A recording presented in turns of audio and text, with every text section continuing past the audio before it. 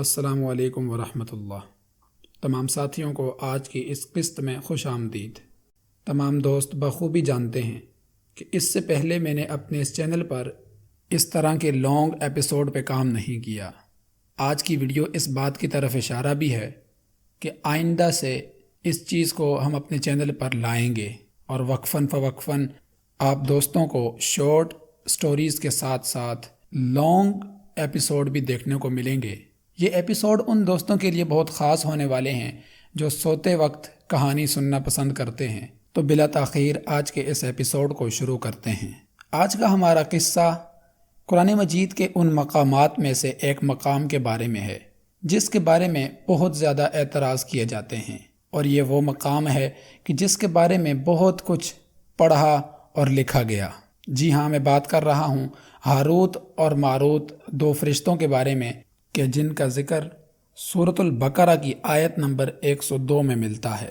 آئیے سب سے پہلے جانتے ہیں کہ ہاروت و ماروت کون تھے اور ان کا ماجرا کیا تھا۔ یہ قصہ نہایت ہی دلچسپ ہونے والا ہے، تو ویڈیو کو آخر تک دیکھتے رہیے۔ حضرت شاہ عبدالعزیز محدث دہلی رحمۃ اللہ علیہ، ان کی ایک تفسیر ہے تفسیر عزیزی۔ اس تفسیر میں حضرت ابن عباس، حضرت علی اور حضرت عبداللہ ابن مجاہد رضی اللہ عنہم کے حوالے سے ہاروت و ماروت کا دلچسپ قصہ ذکر کیا گیا ہے۔ لکھا ہے کہ حضرت ادریس علیہ السلام کے زمانے میں انسان بہت بدعمل ہو گئے، تو فرشتے اللہ تعالیٰ سے عرض کرنے لگے، یا اللہ، انسان بہت بد کردار ہو چکے ہیں، اور ان کا یہ اعتراض کرنا اس پر تعجب نہیں کیا جا سکتا، کیونکہ انہوں نے انسان کی تخلیق سے پہلے بھی اللہ تعالیٰ سے عرض کی، یا اللہ، یہ انسان تیرا خلیفہ کیسے بن سکتا ہے؟ یہ تو زمین میں فساد پھیلائے گا اور خون بہائے گا۔ تو اس طرح فرشتوں نے پہلے بھی اللہ تعالیٰ سے اعتراض کیا تھا۔ تو جب فرشتوں نے دوبارہ سے اللہ سبحانہ و تعالیٰ کی بارگاہ میں عرض پیش کی، تو اللہ تعالیٰ نے فرمایا، فرشتوں، میں نے انسان کے اندر دو خصلتیں رکھی ہیں جس کی وجہ سے وہ بہت زیادہ گناہ کرتا ہے۔ نمبر 1 غصہ اور نمبر 2 شہوت۔ اور یاد رکھو، اگر یہ دو خصلتیں میں تمہیں عطا کر دوں تو تم سے بھی گناہ سرزد ہونے لگیں۔ فرشتے عرض کرنے لگے، یا باری تعالیٰ، ہمارے میں کتنا ہی غصہ اور شہوت کیوں نہ بھر دی جائے، ہم اللہ تعالیٰ کے حکم کے سوا کچھ نہیں کریں گے۔ تو اللہ تعالیٰ نے امتحاناً فرمایا کہ تم 2 فرشتے میرے پاس لے آؤ جن کے بارے میں تم گمان کرتے ہو کہ وہ نہایت ہی عبادت گزار اور برگزیدہ ہیں۔ تو فرشتوں نے ہاروت و ماروت کا انتخاب کیا کیونکہ وہ نہایت ہی برگزیدہ اور عبادت گزار تھے۔ اللہ تعالیٰ نے ان 2 فرشتوں میں یہ 2 خصلتیں داخل کیں، یعنی غصہ اور شہوت۔ اس کے بعد ان 2 فرشتوں کو بابل شہر میں اتار دیا اور فرمایا کہ تم قاضی بن کر لوگوں کے درمیان فیصلہ کرو، اور روزانہ اسم اعظم کے ذریعے شام کو آسمان پر آ جانا۔ اب یہاں پر میں آپ سامعین کی توجہ اسم اعظم کی طرف دلانا چاہوں گا۔ اسم اعظم کیا چیز ہے؟ اس کے بارے میں علماء نے کتابیں لکھ ڈالی۔ اسم اعظم کیا ہے، اس کی طاقتیں کیا ہیں، اسم اعظم کس کس کو عطا کیا اور انہوں نے کیا کیا پایا۔ یہ ایک نہایت ہی وسیع موضوع ہے جس پر انشاءاللہ تحقیق کرنے کے بعد آپ سامعین کے لیے میں کچھ خاص لے کر آؤں گا۔ ابھی اپنے ٹاپک پر واپس آتے ہیں۔ اب ہوا کچھ یوں کہ یہ فرشتے دن کو لوگوں کے درمیان قاضی بن کر فیصلے کرتے اور شام کو اسم اعظم کے ذریعے اپنے مقام پر واپس چلے جاتے۔ 1 مہینے کا عرصہ گزر گیا اور ان کے عدل و انصاف کا چرچا دور دور پھیل گیا۔ ایک روز ایک زہرہ نامی خاتون ان کی بارگاہ میں ایک مقدمہ لے کر حاضر ہوئی۔ حضرت علی رضی اللہ عنہ کی روایت میں ہے کہ اس عورت کا نام بے دخت تھا جس کا لقب زہرہ تھا۔ وہ اپنے خاوند کے بارے میں مقدمہ درج کرنے آئی تھی۔ یہ 2 فرشتے دیکھتے ہی اس کے عاشق ہو گئے اور اس سے برے کام کی خواہش کی۔ اس نے کہا کہ میرا دین کچھ اور ہے اور تمہارا دین کچھ اور ہے، اور میرا شوہر بہت غیرت مند ہے، اگر اسے خبر لگ گئی تو مجھے قتل کر دے گا، لہٰذا اگر تم لوگ میرے بت کو سجدہ کر دیتے ہو تو میں راضی ہوں۔ لیکن ان 2 فرشتوں نے انکار کر دیا اور وہ عورت چلی گئی، مگر ان کے دل میں عشق کی آگ بھڑک گئی۔ آخر اسے پیغام بھیجا کہ ہم تیرے گھر آنا چاہتے ہیں، اور پھر ایک دن اس کے گھر پہنچ گئے۔ اس نے اپنے آپ کو آراستہ کیا اور بولی کہ تم لوگ یا تو مجھے اسم اعظم سکھاؤ، یا میرے بت کو سجدہ کرو، یا شراب پی لو، یا میرے شوہر کو قتل کر ڈالو۔ انہوں نے سوچا کہ اسم اعظم اسرار الہی ہے، اس کو ظاہر کرنا بہت بڑا ظلم ہوگا۔ بت پرستی کرنا، شرک کرنا اور انسانوں کو قتل کرنا، یہ بھی بہت بڑے گناہ ہیں۔ لاؤ ہم شراب پی لیتے ہیں۔ چنانچہ انہوں نے شراب پی لی، اور جب شراب پی کر مست ہو گئے تو اس نے ان سے بت کو سجدہ بھی کروا لیا، اپنے شوہر کو قتل بھی کروا لیا اور اسم اعظم بھی پوچھ لیا۔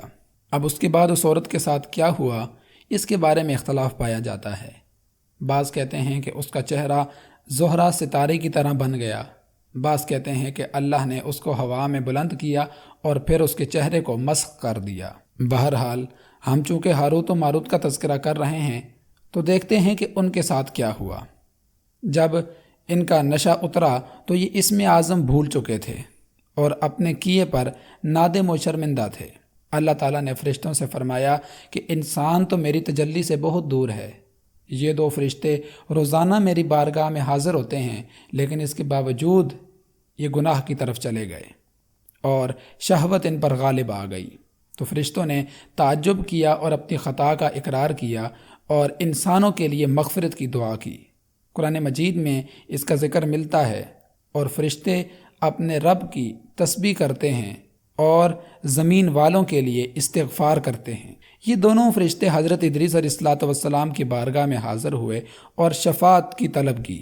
کچھ دنوں کے بعد جواب آیا کہ اے ادریس، ان سے پوچھئے کہ یہ دنیاوی عذاب چاہتے ہیں یا آخرت میں ان کو عذاب دیا جائے۔ تو انہوں نے فیصلہ کیا کہ آخرت کا عذاب تو ہمیشہ رہنے والا ہے، لہٰذا انہوں نے دنیاوی عذاب کو ترجیح دی۔ تو اللہ تعالیٰ نے فرشتوں کو حکم دیا کہ ان کو لوہے کی زنجیروں میں جکڑ کر بابل کے کنویں میں اوندا کر دو اور اس کنویں میں آگ بھڑکا دو، اور فرشتوں کی ڈیوٹیاں لگائیں کہ وہ ان کو باری باری کوڑے لگائیں۔ سخت پیاس سے ان کی زبانیں باہر آ گئی۔ یہ قصہ سنن بہقی، مسند امام احمد اور دیگر کتب حدیث میں ذکر ہے، اور بعض لوگ کہتے ہیں کہ ہاروت و ماروت کو اس حالت میں دیکھا بھی گیا۔ حضرت ادریس علیہ الصلوۃ والسلام کے زمانے کا اس قدر دلچسپ واقعہ سننے کے بعد اب میں آپ کی توجہ ایک دوسری روایت کی طرف دلانا چاہتا ہوں۔ یہ وہ دور تھا کہ جب نبی صلی اللہ علیہ وسلم کو دنیا سے گئے چند دن ہی گزرے تھے، تو دومت الجندل کی ایک عورت حضرت عائشہ صدیقہ رضی اللہ تعالی عنہا کی بارگاہ میں آئی اور حضور کے بارے میں سوال کیا کہ حضور کہاں ہیں؟ حضرت عائشہ صدیقہ رضی اللہ عنہا فرماتی ہیں کہ میں نے کہا حضور کی وفات ہو چکی ہے، تم نے جو کہنا ہے مجھ سے کہو۔ وہ کہنے لگی کہ میں اپنے شوہر کی سختیوں سے تنگ آ گئی تو میں نے ایک عورت سے اپنی مصیبت بیان کی۔ وہ عورت مجھے کتے پر سوار کر کے بابل شہر لے گئی۔ میں نے دیکھا کہ ہاروت و ماروت ایک کنویں میں لٹک رہے ہیں۔ میں نے ان سے وہ جادو سیکھنے کی فرمائش کی جو انہوں نے بابل شہر کے لوگوں کو سکھایا تھا، جس سے وہ لوگ میاں بیوی کے درمیان اختلافات ڈالتے تھے۔ انہوں نے مجھے بہت سمجھایا کہ یہ کفر ہے، نہ سیکھ، مگر میں نہ مانی۔ انہوں نے مجھے جادو سکھا کر کہا کہ تو اس جادو میں ماہر ہو گئی ہے، لیکن جا، تیرا ایمان تجھ سے چھین لیا گیا ہے۔ جب سے میں نے یہ فن سیکھا ہے میں اس کی استاد ہو چکی ہوں۔ اگر میں گیہوں کا دانہ زمین میں بو دوں اور اس کو حکم کروں کہ وہ اگ جائے تو وہ اگ جاتا ہے، فوراً اس میں سٹا لگ جاتا ہے، پھر فوراً خشک ہو جاتا ہے اور اس کا آٹا پس کر میرے سامنے آ جاتا ہے، مگر میں اپنے ایمان جانے کی وجہ سے شرمندہ ہوں۔ میں پوچھنے آئی ہوں کہ کیا میری توبہ قبول ہو سکتی ہے؟ حضرت عائشہ صدیقہ رضی اللہ عنہا نے فرمایا اب چونکہ حضور تو دنیا سے جا چکے ہیں، تم صحابہ کرام کی بارگاہ میں حاضر ہو۔ وہ عورت کہتی ہے کہ میں صحابہ کرام کی خدمت میں حاضر ہوئی، لیکن کسی نے مجھے ایمان کی امید نہ دلائی۔ ہاں، حضرت عبداللہ بن عباس رضی اللہ عنہ نے فرمایا کہ تیرے ماں باپ اگر زندہ ہیں تو ان کی خدمت کر، ان کی دعا سے تیرا ایمان واپس آ سکتا ہے۔ یہ حدیث اتنی حیرت انگیز تھی کہ اس کو پڑھنے کے بعد میں نے اس کی سند کو چیک کیا اور I was shocked کہ امام حاکم رحمۃ اللہ علیہ نے فرمایا کہ یہ حدیث بالکل ٹھیک ہے، اور جو اگلی بات میں آپ کو بتانے لگا ہوں وہ اس سے بھی زیادہ حیران کرنے والی ہے۔ امام اعظم ابو حنیفہ رحمۃ اللہ علیہ کے دور میں ایک بہت بڑے محدث تھے جن کا نام تھا حضرت عزئی رحمۃ اللہ علیہ۔ وہ کہتے ہیں کہ ہارون ابن رباب فرماتے ہیں کہ میں عبد الملک بن مروان کے دربار میں بیٹھا تھا کہ ان کے پاس ایک شخص آیا جو کہ کسی جادوگر کا بیٹا تھا۔ اس نے بھی اپنا قصہ اسی طرح بیان کیا کہ میں جادو کا شوق رکھتا تھا اور ہاروت اور ماروت کے پاس میں جادو سیکھنے کے لیے پہنچا، لیکن انہوں نے مجھے سمجھایا کہ جادو سے تیرا ایمان چلا جائے گا، لہٰذا میں جادو سیکھے بغیر واپس آ گیا۔ اس روایت سے بھی معلوم ہوتا ہے کہ ہاروت و ماروت ابھی تک بابل کے کنویں پر لٹکے ہیں اور جو شخص وہاں پہنچ جائے اس کو جادو بھی سکھاتے ہیں۔ اب یہاں تک جو باتیں آپ نے سنی ان میں سے کچھ باتیں تو مستند ہیں جو حدیثوں میں موجود ہیں، قرآن مجید کی آیات سے ثابت ہیں، لیکن کچھ باتیں ایسی ہوتی ہیں جو تاریخ سے تعلق رکھتی ہیں، اور میرے مطابق تاریخ وہ چیز ہے کہ جس میں سب سے زیادہ اختلاف پایا جاتا ہے۔ لہٰذا اگر آپ تاریخ کی کسی دوسری کتاب میں ان باتوں کے علاوہ کچھ اور باتیں بھی پائیں تو ہو سکتا ہے وہ باتیں مستند ہوں، تو آپ تحقیق لازمی کر لیں۔ یہاں تک آپ نے ہاروت و ماروت کے بارے میں کافی کچھ جانا، لیکن اس بات کو بھی ذہن نشین کریں کہ ہاروت و ماروت دو فرشتے ہیں، which makes it one of the most sensitive topic، اور اس طرح کے ٹاپکس پر بہت زیادہ اعتراضات کیے جاتے ہیں۔ اس ٹاپک کے ساتھ بھی یہی ہوا، علماء کی طرف سے اور عام عوام کی طرف سے اس واقعے پر بہت زیادہ اعتراض کیے گئے۔ بعض لوگوں نے تو یہ تک کہہ ڈالا کہ یہ واقعہ ٹھیک نہیں ہے، مگر سچی بات یہ ہے کہ یہ واقعہ بالکل ٹھیک اور صحیح ہے۔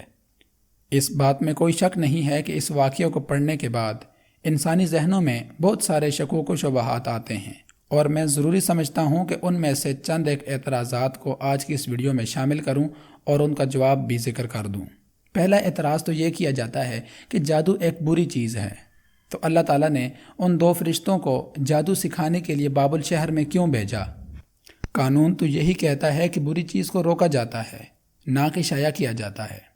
تو اس کا جواب یہ ہے کہ اس وقت بابل شہر میں جادو کا رواج عام تھا۔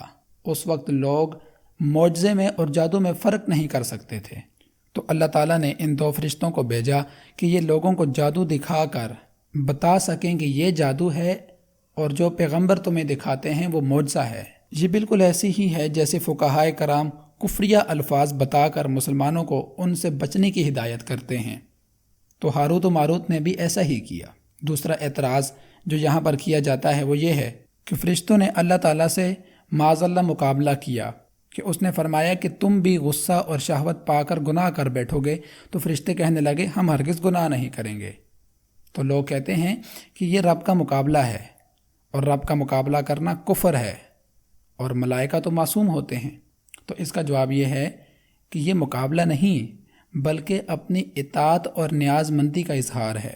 انہوں نے اپنے ارادے کا تذکرہ کیا کہ مولا ہم ہر حال میں تیری اطاعت اور فرما برداری کرتے ہیں، تو اگر ہم پر کوئی بڑی مصیبت بھی آ جائے تب بھی ہم نافرمانی نہیں کریں گے۔ یہ بالکل ایسی ہی ہے جیسے کوئی وفادار نوکر اپنے آقا سے کہے کہ اے آقا مجھ پر کتنی بڑی مصیبت ہی کیوں نہ آ جائے میں تیری فرما برداری ہرگز نہیں چھوڑوں گا۔ تو ان فرشتوں نے بھی ایسا ہی کیا۔ پھر تیسرا اعتراض یہ ہوتا ہے کہ فرشتے تو اللہ کی معصوم مخلوق ہیں، پھر ہاروت و ماروت نے 3 بڑے سخت گناہ کیوں کیے؟ یہ تو قرآن پاک کے خلاف بات ہے نا۔ تو اس کا جواب یہ ہے، ایک تو یہ دونوں فرشتے انسانی شکل میں آئے تھے، اور دوسرا اللہ نے ان کے بدنوں میں غصہ اور شہوت پیدا کر دیا تھا، تو ان میں فرشتوں کی صفات باقی نہ رہی تھی۔ فرشتہ رہ کر معصوم ہوتا ہے۔ چوتھا اعتراض یہ ہوتا ہے کہ ہندوؤں کا ایک عقیدہ ہے جسے آواگون کہتے ہیں۔ ہندوازم کے مطابق ایک انسان کی روح دوسرے انسان میں یا کسی دوسرے جاندار میں جا سکتی ہے۔ یہاں پر بھی ایسا ہی ہوا، فرشتے انسانی شکل میں آ گئے۔ تو اس سے ثابت ہوتا ہے کہ ہندوؤں کا عقیدہ بالکل درست ہے، حالانکہ ایسا بالکل نہیں ہے۔ اس کا جواب یہ ہے کہ ہاروت و ماروت کی شکل تبدیل ہوئی تھی، یعنی وہ فرشتوں کی شکل سے انسانی شکل میں آ گئے۔ ایسا نہیں ہوا کہ ان کی روح نکل کر کسی دوسرے جسم میں چلی گئی۔ لہٰذا معلوم ہوا کہ ہندوؤں کا وہ عقیدہ بدستور باطل ہی ہے۔ پھر اعتراض ہوتا ہے اسم اعظم کو کیسے بھول گئے؟ تو اس کا جواب یہ ہے کہ بسا اوقات کفر کرنے سے یا گناہ کبیرہ کرنے سے انسان کی عقل کمزور پڑ جاتی ہے۔ اب ذرا غور کریں کہ جب انسان کے دماغ سے خون نکلتا ہے تو بھولنے کی بیماری پیدا ہو جاتی ہے، اور اگر اس دماغ سے ایمان ہی نکل جائے تو ایسا مرض لگنے میں کیا تعجب ہے۔ حضرت عبدالعزیز محدث دہلوی رحمۃ اللہ علیہ ہاروت و ماروت کا یہ واقعہ بیان کرنے کے بعد آگے حضرت علی رضی اللہ تعالی عنہ کا ایک قول نقل کرتے ہیں کہ جب حضرت علی رضی اللہ عنہ نے حضور صلی اللہ علیہ وسلم سے پوچھا کہ انسان کتنی شکلوں میں مسخ کیا گیا، تو حضور صلی اللہ علیہ وسلم نے کم و بیش 13 شکلیں گنوائیں کہ ان صورتوں میں انسانوں کو ہلاک کر دیا گیا، جن میں ہاتھی، ریچھ، سور، بندر اور بچھو جیسے جانوروں کا ذکر ہے کہ ان شکلوں میں انسانوں کو مسخ کیا گیا۔ اور پھر ان میں حضور نے زہرہ کا نام لیا، یعنی وہ خاتون جنہیں ہاروت و ماروت کے واقعے میں مسخ کر دیا گیا تھا۔ آئی ہوپ کہ آج کے اس واقعے سے آپ کو ایسی باتیں جاننے کو ملی ہوں جن کے بارے میں شاید آپ پہلے نہ جانتے ہوں۔ ہاروت و ماروت کے بارے میں آپ کی کیا رائے ہے؟ کمنٹ باکس میں لازمی تبصرہ کریں، اور بہت جلد انشاءاللہ ہم اپنے چینل پر سیرت رسول صلی اللہ علیہ وسلم کی سیریز شروع کرنے جا رہے ہیں۔ انشاءاللہ آپ اس کو بھی پسند کریں گے۔ تو آج کی قسط کا اختتام یہاں پر ہی ہوتا ہے۔ دعاؤں میں یاد رکھیے گا۔ فی امان اللہ۔